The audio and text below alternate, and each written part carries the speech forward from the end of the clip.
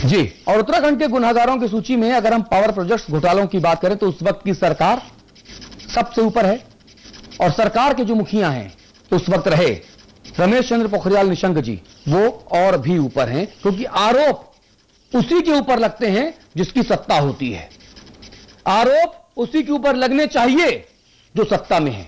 अगर आप जिम्मेदार नहीं हैं माननीय निशंक जी, तो आपकी नाक के नीचे आपके लोगों के द्वारा यह भ्रष्टाचार कैसे कर लिया गया। हमारे दर्शक हमारे साथ जुड़ने लगे हैं। राजेश हमारे साथ जुड़ रहे हैं। राजेश जी, कहां से बोल रहे हैं, अपनी बात कहिए। मैं देहरादून से बोल रहा हूं। मैं आपका समाचार प्लस ये कार्यक्रम देख रहा हूं, और उसमें जो ये क्या नाम आपके एक पत्रकार बैठे हैं, इन्होंने कहा कि खंडूरी जी के समय में हुआ है। मैं आपको ये बताना चाहता हूं, ये घोटाला जो है निशंक जी द्वारा किया गया है। हाँ। क्योंकि निशंक जी एक घोटाला नहीं, उन्होंने इससे पहले स्टडिया घोटाला भी किया। और मैं आपको ये बताना चाहता हूं कि एक एजेंसी के मालिक ने जब इस घोटाले को और स्टडी घोटाले को उजागर किया अपनी समाचार एजेंसी में, तो निशंक जी ने, यानी कि इनको अगर मुख्यमंत्री की श्रेणी में ना रख के अगर हिटलर की श्रेणी में रखा जाए तो कोई अतिशोक्ति नहीं होगी, क्योंकि इन्होंने उस एजेंसी के मालिक को पुलिस से मरवाने तक के लिए जो है पूरी अपनी कोशिश की, और उनका घर तोड़वा दिया, उनके बीवी बच्चों को क्या नाम एक तरह से क्या नाम उन पर कहर भरवाया। तो ये ठीक है राजेश भाई, हम समझ रहे हैं आप जो बात कह रहे हैं। बहुत बहुत शुक्रिया, आपकी भावनाओं का सम्मान करते हैं हम। पुष्कर सिंह धामी साहब मौजूद हैं। आप भारतीय जनता पार्टी के वरिष्ठतम नेताओं की सूची जो है प्रदेश में, उसमें एक आपका भी नंबर है। पुष्कर सिंह धामी साहब, सरकार आपकी थी, जो घोटाला हुआ मुख्यमंत्री निशंक साहब थे, ये घोटाला कैसे होते हुए देखा आप लोगों ने? कौन से घोटाले की बात कर रहे हैं आप? जी, हम हाइड्रो घोटाले की बात कर रहे हैं, पावर प्रोजेक्ट की जो बंदर बांट हुई उसके बारे में बात कर रहे हैं धामी साहब। देखिए, ऐसा है कि उस समय में जो भी चीजें आई थी उसके बाद वो उच्च न्यायालय से लेकर उच्चतम न्यायालय तक सारी चीजें उस संज्ञान में लोगों ने ली हैं उसको। हाँ। लेकिन कहीं से लेकर कहीं तक कोई ऐसा घोटाला निकलकर सामने आया नहीं। किसी भी न्यायालय ने किसी ने कहीं दोषी उनको ठहराया नहीं, किसी भी सरकारी उस पर। मैं समझता हूं कि उसको बखेड़ा तो बहुत बड़ा बनाया गया, लेकिन कहीं घोटाला सामने ऐसा स्पष्ट हुआ हो या ऐसी कोई बात आई है जी। धामी साहब हमारे मैनेजिंग एडिटर हैं श्री अमिताभ अग्निहोत्री जी, आपसे बात करेंगे। धामी साहब, दो सवाल है मेरे पास। एक सवाल, हमसे मतलब जनता जिसको चाबी सौंपती है सूबे की, जनता उसी से सवाल करेगी। वो बाबुओं से तो बात नहीं करेगी, और ना अनिला महाजन और सुब्बा रेड्डी का पता खोजने जाएगी जनता। उसने वोट दिया नेता को, नेता शासन में बैठा, तो राजा शासन और चाणक्य ने कहा वो कुशासन और अशासन दोनों का दोषी होता है। आप मुझे बताइए, जो फ्रेम सरकार ने तय किया, जो गाइडलाइन तय की, उन गाइडलाइंस का उल्लंघन क्यों किया गया? क्योंकि गाइडलाइंस का उल्लंघन जब होता है तो सीधे सीधे एक बात सामने आती है कि इसमें कहीं प्रसाद वितरण शामिल है। अन्यथा मैंने 25 बरस में जहां भी गाइडलाइंस का उल्लंघन देखा वहां भ्रष्टाचार हुआ।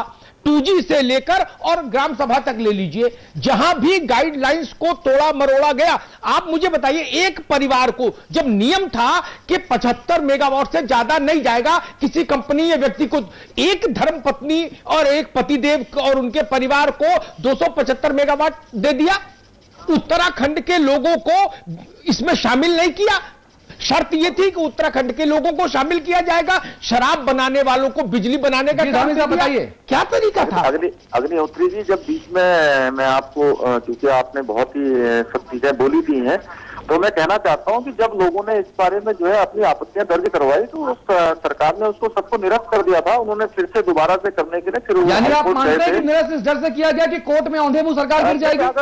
नहीं, उस समय लोगों ने कहा कि भाई इसको जो है ठीक तरीके से और होना चाहिए, इसमें कोई नहीं। धामी साहब मानते हैं कि इसलिए गया कि कोर्ट में औंधे मुंह गिर जाएगी सरकार? इसलिए नहीं मानता हूँ कि ऐसा कहीं पर साबित नहीं हुआ है। धामी साहब जी, आज ये राजा भी ये कहने की स्थिति में है कि शाम के साबित नहीं हुआ, ठीक है ना? लेकिन इस देश की जनता से पूछिए, एक सेकंड धामी साहब, एक सेकंड। और आपने चुनाव में ये राजा के नाम ले लेके हाथ में गंगा जल और तुलसी लेके कितने आरोप लगाए कि कांग्रेस भ्रष्ट है? ये राजा पर भी अभी सुप्रीम कोर्ट का, सुनिए ना, सुप्रीम कोर्ट का अंतिम फैसला नहीं आया जी। राजा, मैं एक शेर आपको नजर करता हूं हुजूर। अरे आप तो बहुत, तू इधर उधर की न बात कर, तू इधर उधर की न बात कर, तू ये बता कि कारवा क्यों लुटा, रहजनों से हमको गिला नहीं, हमको अनिला महाजन सुब्बा रेड्डी नहीं ढूंढने, रहजनों से हमको गिला नहीं, तेरी रहबरी का सवाल था। जिसको कुर्सी सौंपी उसको जिम्मेदारी होगी, उसको कटघरे में खड़ा किया जाएगा। सवाल यहां पर है। नहीं, देखिए ऐसा है कि उसके बाद हमारे यहाँ विधानसभा का चुनाव भी हुआ, तो जनता ने भी कहीं उसको ऐसा बहुत मैं समझता हूं कि किसी उस रूप में धामी साहब वो भुवन चंद खंडूरी थे जो गंगा सागर, जो गंगोत्री से भाजपा को ले जाके पूर्ववर्ती सरकार ने गंगा सागर में डुबो दिया था, तो भुवन चंद खंडूरी भागीरथ बनके उसको थोड़ा ऊपर तक ले आए, तो 30-31 सीट भी आई। वरना मैं आपकी पार्टी का ही सर्वे बता दूं, आप उसका खंडन कर देंगे, मुझे कोई परवाह नहीं। आपके पूर्व मुख्यमंत्री भी मेरे साथ एक बार बहस में खंडन कर चुके, उसका कोई दिक्कत नहीं।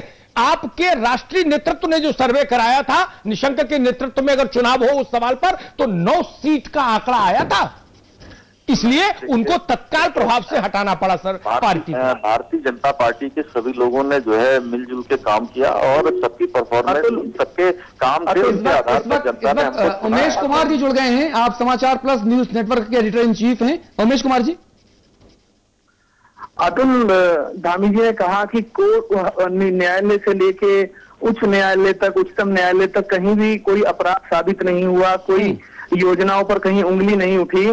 तो इनसे ये पूछिए कि जब पीआईएल डाली गई हाइड्रो के संबंध में, उस पीआईएल में 7 दिन का नोटिस जारी किया गया सरकार को कि 7 दिन में जवाब दें। तो अगर सरकार की थाली में कहीं छेद नहीं था, तो 1 दिन पहले, मात्र कोर्ट नोटिस के 7 दिन का समय पूरा होने से 1 दिन पहले सारी परियोजनाएं निरस्त क्यों कर दी गई? ये कहते हुए कि जो विज्ञापन जारी किया गया था, जिसमें निविदाएं आमंत्रित की गई थी, उस विज्ञापन में त्रुटि थी। धामी साहब बताइए।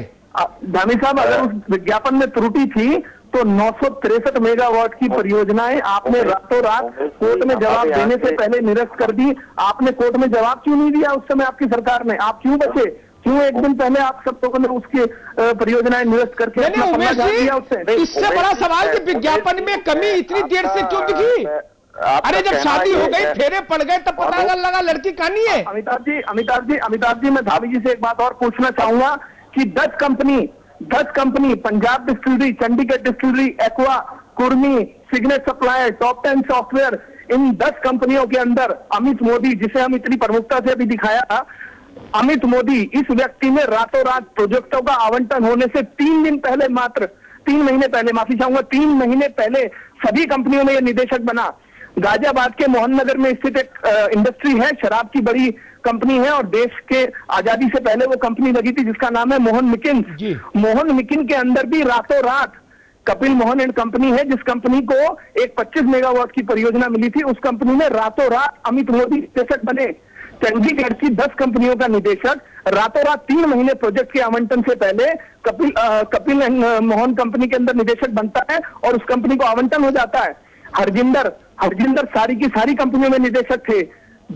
अमित मोदी, दीपक सूरी, ये सभी लोग एक थे। इन लोगों ने ये जो नीति बनी थी कि एक व्यक्ति या कंपनी को 3 से अधिक प्रोजेक्ट नहीं दिए जाएंगे जी, यानी कि एक व्यक्ति या कंपनी होती तो 3 ले पाते। उस पॉलिसी का फायदा उठाने के लिए, उसकी बात ढूंढने के लिए इन्होंने, मेरी बात सुन लीजिए पूरी, उस पॉलिसी में छेद करने के लिए इन लोगों ने अलग अलग कंपनियां बना दी।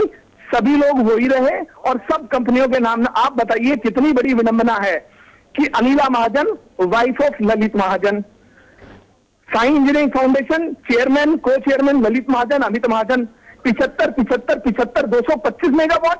ये क्या बंदरबाट है? 963 में से आप 225 मेगावाट सिर्फ 2 लोगों को बांट देते हैं। उसके बाद आप राज्य में आप बात करते हैं स्थानीय लोगों को, आप बात करते हैं कि ये जो ऊर्जा है ये उपयोग लगेगा, यहाँ पे स्थानीय लोगों को उसमें एकोमोडेट किया जाएगा। किसमें? मात्र 11.2 मेगावाट परियोजना के अंदर। उमेश जी 0.3, 0.1, 0.2 मेगावाट। उमेश जी पूरी माफी के साथ अब धामी जी को सुन लेते हैं। धामी जी बताइए। उमेश जी इतना बोल गए हैं कि अब मेरे पास बोलने के लिए बहुत ज्यादा नहीं है। मैं तो केवल एक शब्द में इतना कहना चाहता हूं कि उमेश जी के पास जानकारी भी बहुत है और बहुत लंबे समय से उमेश जी का बहुत व्यापक प्रचार प्रसार, सबसे नेटवर्क की तरीके से उनका लोगों से लेकर हमारे यहाँ के सब तरह का उनका संबंध है। हाँ। तो तो इतना ही कि ये सब चीजें पहले भी आ चुकी हैं, अब उसमें सरकार ने जब निर्णय ही वापस ले लिया तो सारी चीजें स्वतः ही समाप्त हो जाती हैं। नहीं अतुल एक मिनट, धामी साहब नहीं, ये वापस नहीं हो सकती।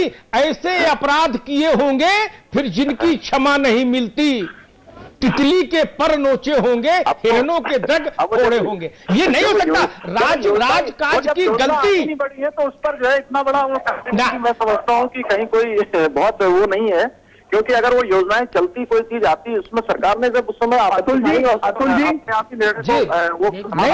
योजनाएं सुरेश कुमार जी ने तब भी खुलासा किया था, तब आपके उस वक्त के मुख्यमंत्री जी के पेट में दर्द हुआ था। योजनाएं चलती कैसे?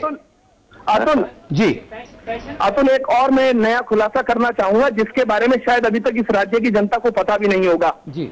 2 कंपनी थी, देवभूमि एनर्जी प्राइवेट लिमिटेड, डांडा मुंडी अनानी जी। इन दोनों कंपनियों का निदेशक था वेंकटरामू जी। वेंकटरामू कौन है अब आपको बताता हूं। 2009 के अंदर एक श्रवंती गैस आवंटन घोटाला हुआ जी। काशीपुर के अंदर एक गैस बेस्ड प्लांट लगा है जिसके अंदर आज भी मेरी पीआईएल दाखिल है, और सरकार ने अब तक 18 मार्च 2011 में नोटिस जारी हुआ था, आज तक सरकार ने जवाब नहीं दिया है। उस company Shravanti gas based energy plant के अंदर भी जो लोग निदेशक हैं वही लोग ये देवभूमि और डांडा मुंडी के अंदर भी निदेशक थे। जी धामी साहब। जी जी जी, आप कह रहे हैं अगर ये योजनाएं चल रही होती तो फिर बात होती। अरे चलती कैसे? अतुल मैं मूल बात समझ रहा हूं। धामी साहब का मूल प्रश्न क्या है, मैं उसका उत्तर दूं। वो कह रहे हैं कि हुजूर जब सब कैंसिल कर दिया तो बवाल काटो, हमको एनओसी दो, यही ना बात हो रही है। मूल बात इतनी समझ में आई। हम तो देखिए अतुल जी, मैं आपको रोककर थोड़ा सा ये कहना चाहता हूं कि हमारा ये नवोदित प्रदेश है, और इस नवोदित प्रदेश में वास्तव में जिस अवधारणा को लेकर हमने इस प्रदेश की नींव रखी थी, वो चीजें आज कहीं ना कहीं मुझे लगता है, चाहे उसमें कोई भी दोषी हो, कोई किसी की कमी हो, मैं उस पर नहीं जाना चाहता हूं। आपको पूरे 5 साल मिले हैं, आपको पूरे 5 साल मिले हैं, और उससे पहले भी आपको 2 साल मिले हैं। 7 सालों में अगर आपने नवोदित राज्य के लिए आपने नींव रखी थी तो 7 साल का समय कम नहीं होता। आप उन 7 सालों में राज्य का विकास कर सकते थे। पिछले अगर 5 सालों में आपको लगता है कि काम नहीं हुआ, तो क्या इन आने वाले 5 सालों में काम हुआ है ना? धामी साहब काम हुआ है। ये जो घोटालों के कागज हैं वो ये बयां कर रहे हैं कि बड़ा अच्छा काम किया आपने, जनता की ऐसी की तैसी कर दी, पैसे लूट के ले गए, बड़ा अच्छा काम किया सरकारों ने और मुख्यमंत्रियों ने। तो मैं आपसे ही कहना चाहता हूं कि देखिए, मैं यहाँ पर कोई खंडूरी जी की सरकार की प्रशंसा करने के लिए या उससे पहले तिवारी जी की सरकार थी उसकी कोई आलोचना करने के लिए नहीं। आपने और निशंक जी की सरकार का नाम नहीं ले रहे, सरकार की थी कम से कम निशंक जी की सरकार का नाम नहीं ले रहे। अतुल एक मिनट धामी साहब बहुत अदब से एक व्यवहारिक उदाहरण देता हूं। आपने बहुत अच्छी बात कही कि भाई हाईकोर्ट जाने से पहले सरकार ने वापस कर दिए, सब निरस्त कर दिए। मैं एक व्यवहारिक उदाहरण देता हूं। एक सेकंड सर एक सेकंड धामी साहब, व्यवहारिक उदाहरण देता हूं जो आंखों से देखा मैंने अपने जीवन में। आज आपने प्लॉट के लिए किसी से बात की कि भाई हमको सरकारी प्लॉट दिला दो, आपको प्लॉट आवंटन का चिट्ठी मिली और आपकी मिठाई बन गई, वो चली गई जहां जानी थी। उसके बाद अगर प्लॉट कैंसिल हो जाए तो मिठाई वापस नहीं आती महाराज। तो सारा खेल तो मिठाई का है। बहुत मौलिक सवाल मैं पूछूंगा इस समय धामी जी से। धामी जी, स्पेक्ट्रम के अंदर राजा जेल गए, कनीमोजी जेल गए, सब सारे जितने लोग थे जेल गए। अगर वो परियोजनाएं केंद्र सरकार निरस्त कर देती है और कहते कि साहब हमने तो आवंटन रद्द कर दिया, कर दिया आवंटन रद्द, आवंटन रद्द कर दिया, लेकिन फिर भी भ्रष्टाचार की रकम तो एंड यूजर्स के पास पहुंच गई। वही मैं धामी साहब को कह रहा हूं, नहीं होती ना, मिठाई आई और वो तो पेट में गई। इसमें माननीय न्यायालय जब इसमें इन्वॉल्व है तो माननीय न्यायालय का निर्णय सर्वोच्च है। मैं समझता हूँ, हम लोग सब लोग न्यायालय का सम्मान करते हैं, इसलिए न्यायालय ने अगर कोई निर्णय दे दिया है तो उस पर अब कोई भी कुछ कहना मैं समझता हूँ कि बहुत ज्यादा। धामी साहब, राजनीति लोकलाज से चलती है, राजनीति लोकलाज से चलती है, कागजों से नहीं। न्यायालय को अमिताभ जी 963 मेगावाट में मात्र 11.1 मेगावाट बिजली की जो परियोजनाएं हैं 0.3, 0.1, 0.2, 2, 1, वो स्थानीय लोगों को देकर इन्होंने अपनी जिम्मेदारी की इतिश्री कर ली और कह दिया कि हमने 7 स्थानीय लोगों को इसके अंदर एकोमोडेट किया, जैसे कि इन्होंने राज्य की जनता के ऊपर एहसान कर दिया हो। जी, और बताइए कहां से ढूंढ लाए, दक्षिण भारत तक से आदमी ढूंढ लाए। अग्निहोत्री जी, मैं उमेश भाई से भी कहना चाहता हूं कि अब हम सब लोगों का पंजाब डिस्टिलरी जिसका